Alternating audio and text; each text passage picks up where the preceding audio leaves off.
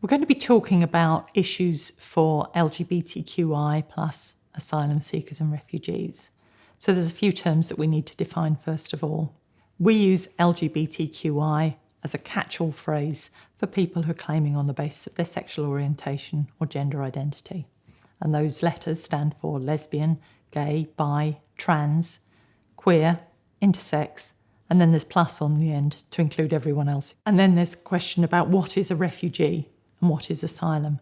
A refugee is someone who's at risk if they go home and they need asylum, which is a place of safety. You can claim asylum if you're in the United Kingdom and you can show that, first of all, you are LGBTQI+, or that other people think you're LGBTQI+, that you're going to be at risk of serious harm because of your sexual orientation or gender identity, that the state either can't or won't protect you from that serious harm, and that there isn't anywhere else that you can go in the country to live safely.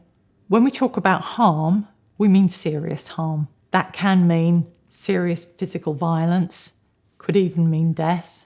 It may mean an unfair, serious prosecution, being detained and arrested for your sexual orientation or gender identity.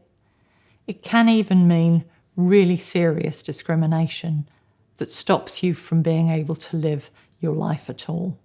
It's not about whether it's better to be LGBTQI+ in the UK than in your own country. Refugee status is about saying that there's a problem for you now if you go home. You may not have had a problem in the past. You may have concealed your sexual orientation or gender identity in the past. That doesn't stop you being a refugee if you're at risk if you went home now. For people who claim asylum on the basis of their sexual orientation and gender identity, there are two main things that they need to prove.